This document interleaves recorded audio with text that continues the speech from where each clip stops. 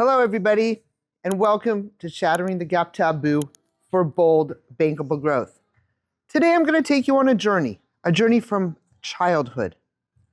As I tell you my story, I want you to think about yours. Mine's going to be very different. Each one of us inside this room has a very different first time WTF moment. I want you to start thinking, go back into your memory. Can you remember the first time you had a what the fuck moment? Most people can't. But as I tell you mine, it's going to start to trigger memories of yours. I'm going to take you back to the 3rd grade when I was in Mrs. Joffrey's class. I'm left-handed, and back, I'm going to be 57, so we're going back to the age of 9. I'm going to see if you can go back to maybe 7, 8, 9, 10 years of age.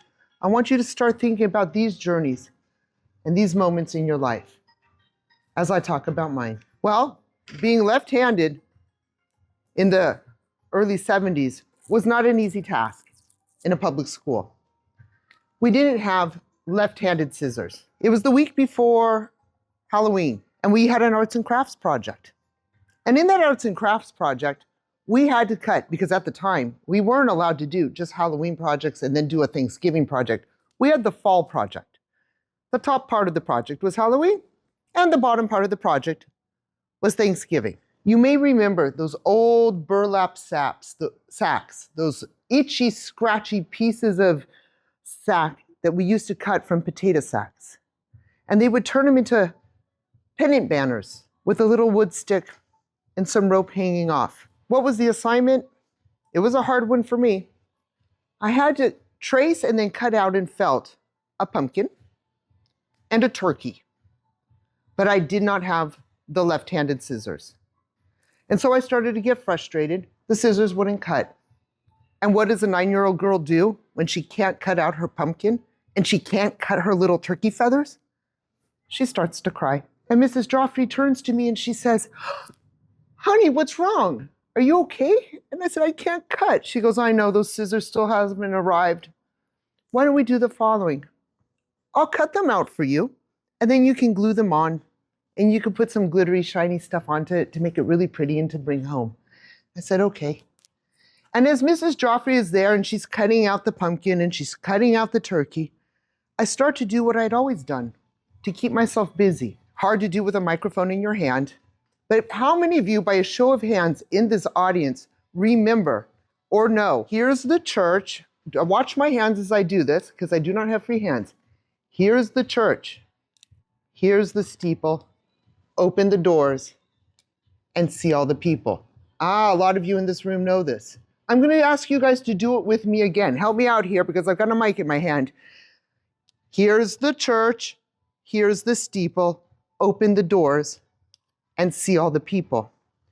And I started doing that over and over and over and over again, mumbling to myself, here's the church, here's the steeple, open the doors and see all the people. Here's the church, here's the steeple. Yes, you guys got it, that's it. But then what happened? The girl next to me, who I'd known since I started elementary school, she turns to me and she says, "You don't even know what a steeple is." And I said, "But I do. The steeple is the thing, here. This is the steeple. Here's the church, here's the steeple." She goes, "But you don't know what a real steeple is." And my mind starts to go, is there such a thing as a real steeple? And then I said, "But the steeple is the pointy part. This is it." And she goes, "That's because you don't know what a church is."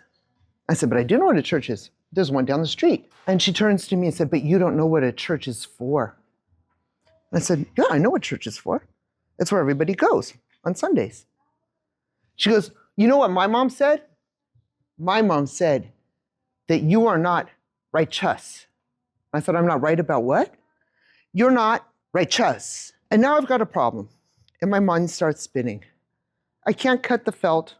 My pumpkin looks like, a blob. I can't cut my turkey. My teacher's helping me. I'm keeping my hands busy for dexterity. I'm keeping my mind busy. And now I'm being told that the game that I've been playing since I was a baby, here's the church, here's the steeple, open the doors and see all the people, that I don't even know what I'm doing. My mind goes to the vocabulary. Do I know what a steeple really is? Do I know what a church really is? But what in the world is righteous? I didn't know that I didn't know. But what I did know is that I was being ridiculed. And at that moment, I became defensive and I started to cry again. And Mrs. Joffrey turns and says, "Hey, girls, stop. Call it a break." And she's like, "What's going on? What's this all about?" I didn't want to talk about it. So we get back to doing our project and I finish it up and I go home. Now, back in the 70s, we used to have family dinners every night. There was no such thing as a phone or electronic at the table. There weren't TVs on. The table would be set. We'd have our place settings and we would sit for family dinner. It just so happened to be that that night my dad wasn't home. He was at a Toastmasters meeting.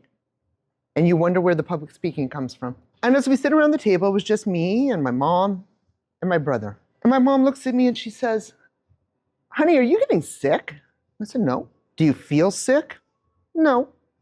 "You're awfully quiet and you're never quiet." "No, I'm fine."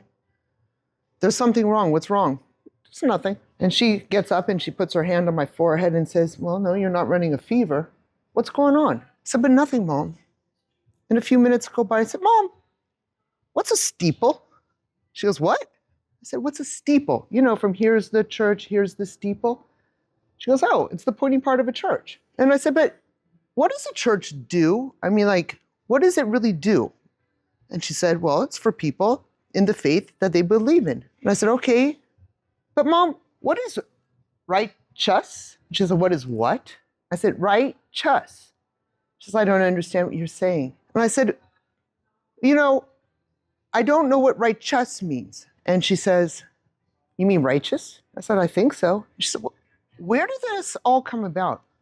What happened?" And so I tell her the story. And at that moment, it's my mom, who's got an MBA in finance and does global banking. And I believe that my mom is going to give me the answers that I'm searching for, because that's who you go to. Now, if the morning portion was bad enough, and I start off not being able to cut a pumpkin and do turkey feathers on a banner, and then I find out that I don't know what I don't know, that I think that I know that I don't know. Now comes round two of what I'm going to call and define as a societal taboo gap. My mom turns to me when I tell her the story and she says, "You will never, ever, ever mention this to your father." She sends my brother up to his room with his plate and says, "I need to talk to your sister." I'm like, "What did I do wrong?" "You didn't do anything wrong. But you will do something wrong if you tell your father this story.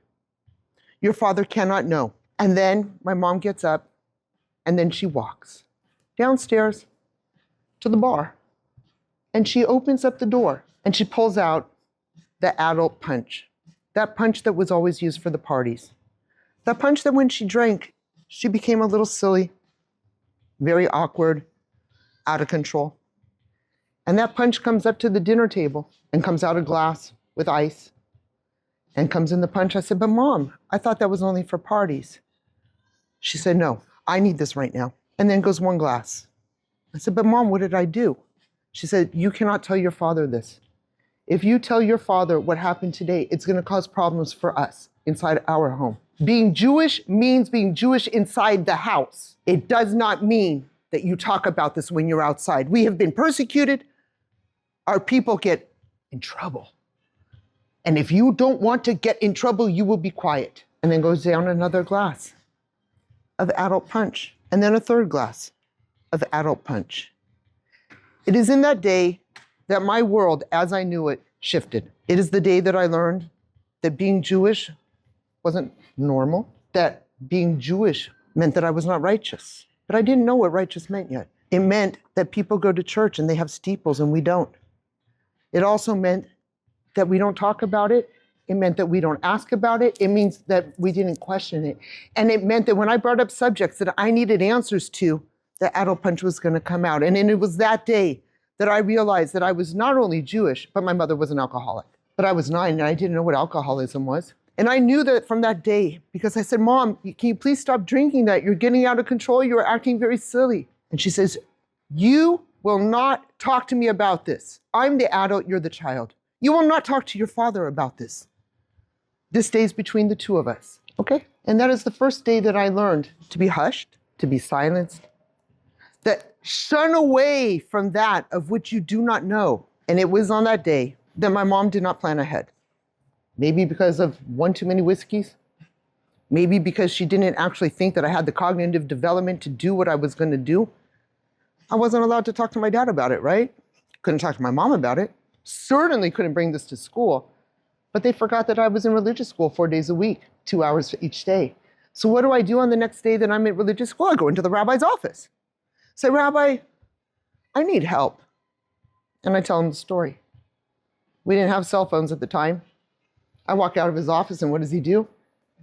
He dials my dad's office phone number. And he picks up the phone and he calls my dad. And he tells my dad the story. And that night, I heard a fight. The fight of all fights. How could his wife, my mother, keep this story from him? How could she not let him know what I was being exposed to? And it was a big fight. No violence. There's never been violence in our home. But it was an argument. It was a power struggle. And my dad walks into my room and says, why didn't you tell me? And I said, because mom was on the punch again. And then the second fight breaks out and the bottle gets thrown away. Gaps. Gap is the distance between where you are and where you want to be. Societal taboos are almost always behind them. Taboos are prescribed by society for what you shouldn't say, what you shouldn't know, information that gets contained, that gets swept under the carpet. And almost always, and I want you guys to stop and think about this for a moment, and I want you to think really, really, really long and hard. What was that moment in your life? What was that first moment when the world stopped making sense, that everything you knew, that you were told that you couldn't talk about it, that you were told to refrain from it, that you didn't have the support system inside your home to overcome knowledge, skills, fear, confusion. It is in these early childhood moments, it is in these very early childhood moments when gaps begin to form and we learn to cover them up and not tackle them. It was on this day that I realized that I had two choices at the age of 9. Take what had been dished out to me or try to figure it out myself.